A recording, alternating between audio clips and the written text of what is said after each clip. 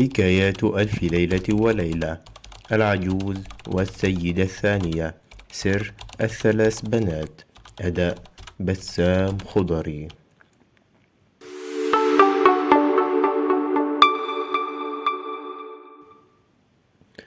لما انتهت صاحبة البيت من سرد حكايتها الغريبة، تعجب الخليفة وتعجب الحاضرون، ونظر الخليفة هارون الرشيد إلى السيدة الثانية قائلا: وأنت ما هي حكايتك؟ وما هو سبب الضرب الذي رأيناه في جسدك؟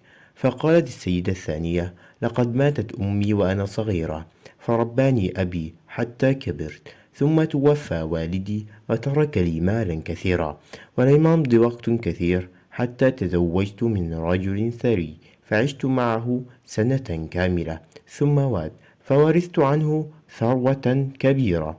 وذات يوم كنت جالسة في بيتي، فدخلت علي عجوز شمطاء لم أكن رأيتها قبل ذلك، وقالت لي في توسل ورجاء: إن عندي بنتا يتيمة، وفي هذه الليلة يقام عرسها ويعقد قرانها، وأنا وهي ليس لنا أحد في هذه الحياة يكون معنا في ليلة فرحنا. لقد جئت أدعوك يا ابنتي حتى تحضري عرس هذه الفتاة المكسورة الخاطر، فتفوزين بالأجر والثواب من الله. فلما قالت العجوز ذلك أخذتني الرأفة والرحمة، وقلت للعجوز: اطمئني يا خالة، سوف آتي معك وأحضر عرس ابنتك كأنني أختها. سوف أحضر معي بعض مصاغي وأجمل ثيابي حتى ترتديها في هذه الليلة، وسوف أزينها بنفسي.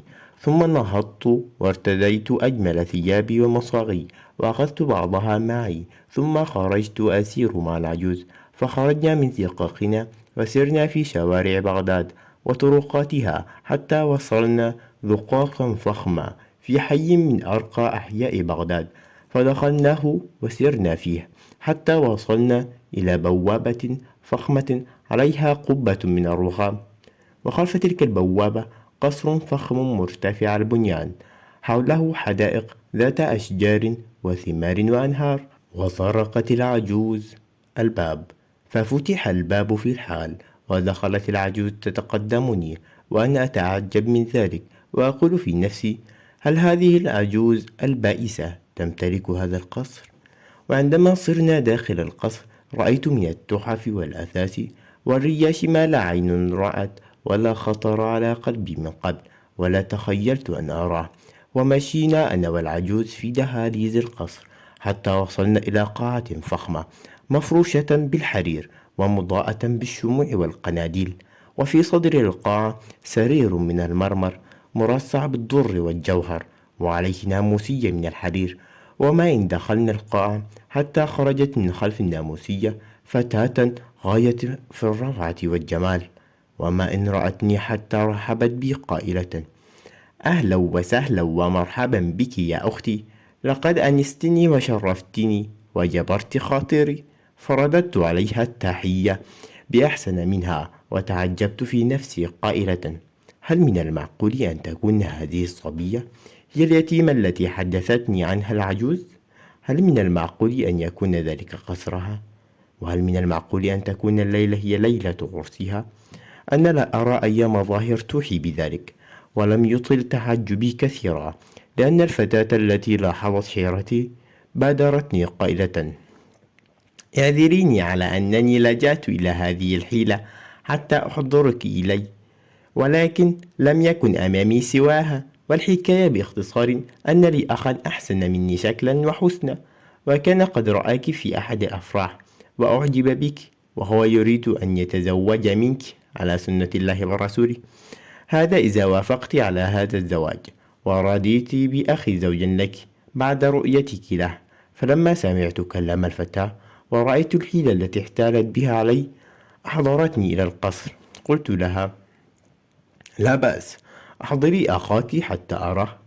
فما إن قلت حتى صفقت الفتاة بيديها، فظهر شاب يخجل القمر من حسنه وجماله.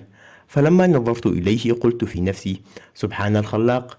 وقرأت الفتاة نظرات الإعجاب في عيني، فقالت فرحة: هل نحضر المأذون والشهود؟ حتى ينقض القران بموافقتك، فآوت لها في خجل بالموافقة، فصفقت الفتاة بيديها، فحضر المأذون في الحال ومعه 4 شهود. وهكذا تم عقد قراني على ذلك الشاب، فصرت له زوجة.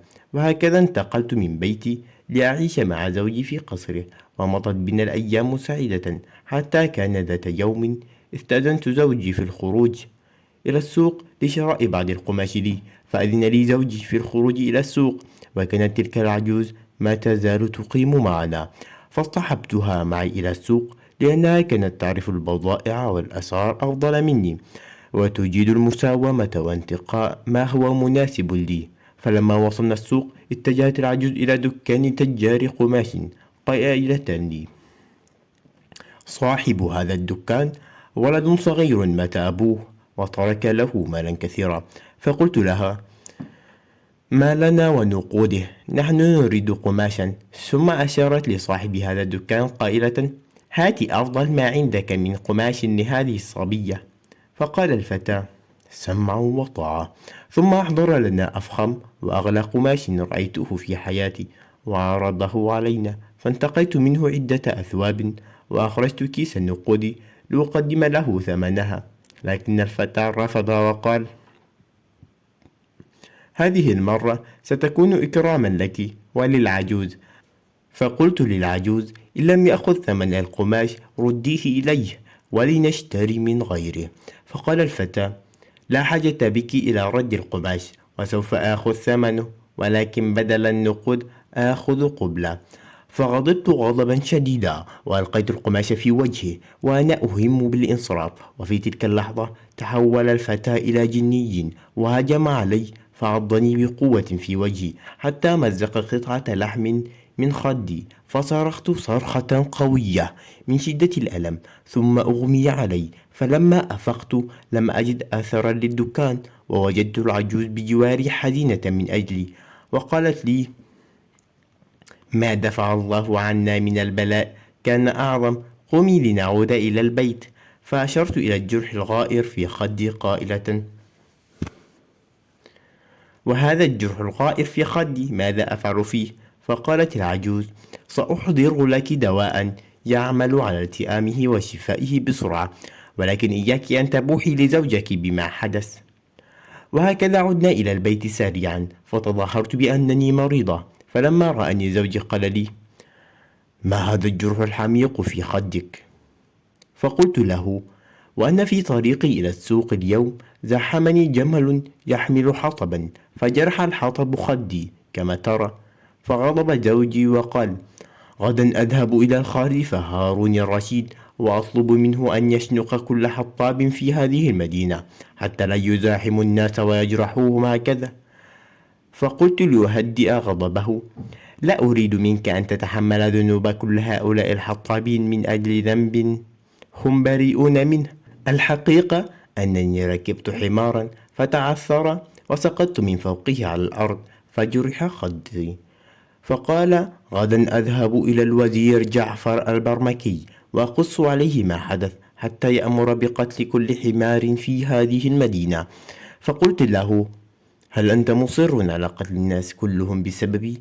وقد جرى ما جرى لي بقضاء الله تعالى وقدره. فقال غاضبا: لا بد من ذلك حتى أعلم سبب هذا الجرح، وإذا اقتضى الأمر قتلتك أنت أيضا، قتلتك. وصاح صيحة عظيمة، فانفتح باب الغرفة ودخل منه 7 عبيد، وكل منهم يحمل سيفا مسلول.